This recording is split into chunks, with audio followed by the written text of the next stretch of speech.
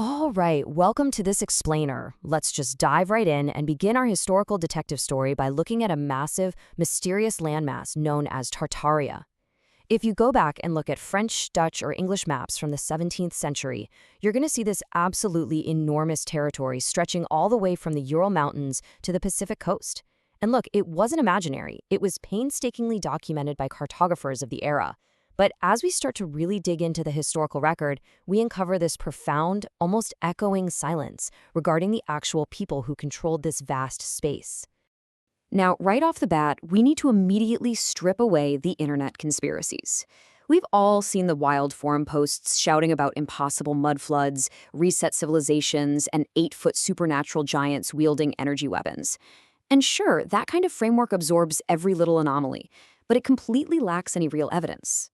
The actual biological and documented reality of these warrior castes is infinitely more fascinating, and honestly, it requires zero supernatural explanations. What we are really looking at here is a genuinely underexamined history of military dominance, backed up by completely measurable physical realities. First things first, we have to establish the sheer, undeniable geographical scale of Tartaria, just so we can really grasp the central anomaly we're investigating today. Guys, this was a landmass larger than the entire continent of Europe. Just imagine that for a second. Prominent mapmakers like the Dutch cartographer Nicolaas Witsen literally spent decades documenting its climate, its trade routes, its geography. This absolutely wasn't some mythical, made-up realm. It was a physical, tangible space that completely dominated the map of Eurasia.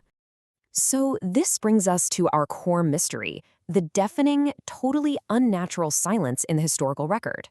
I mean, how is it even possible that every single Western account of this enormous territory consistently fails to produce a coherent military structure? We get these brief, scattered, and often pretty dismissive references to warriors or nomads, but then just silence.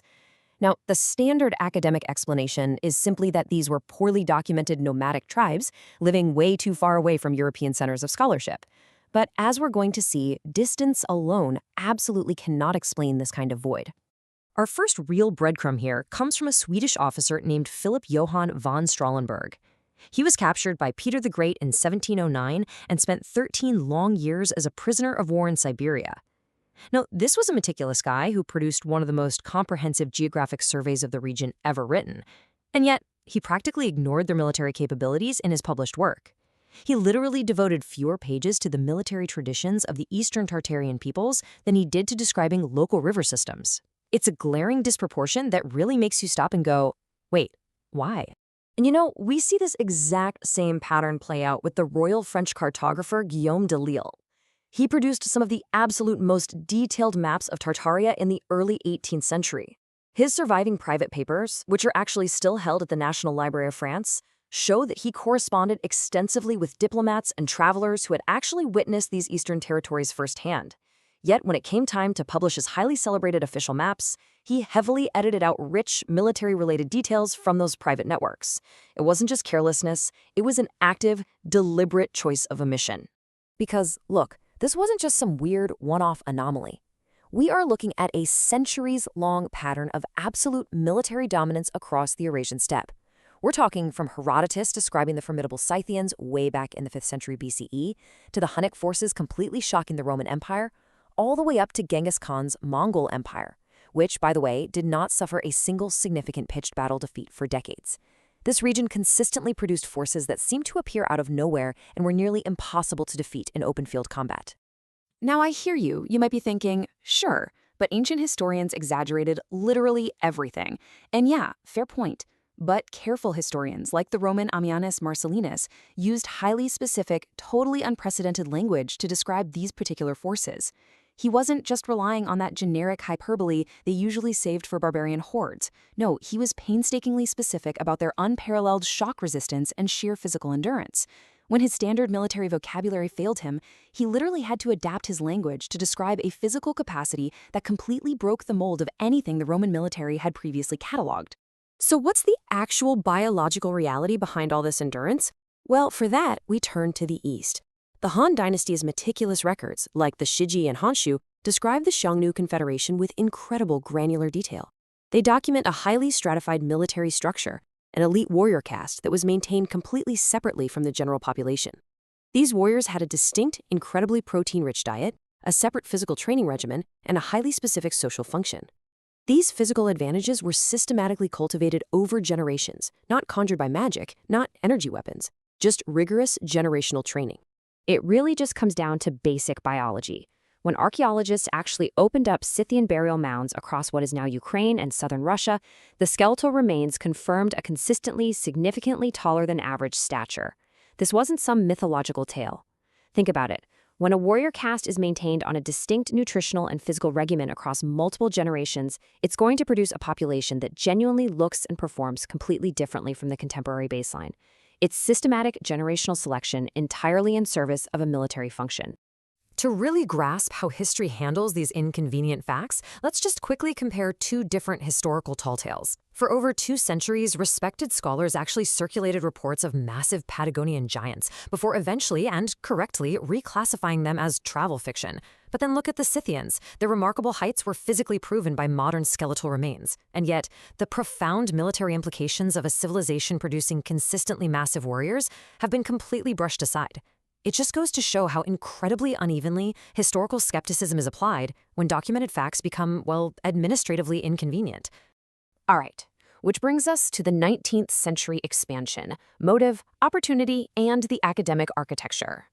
So the actual cartographic category of Tartaria literally starts vanishing from maps. Why?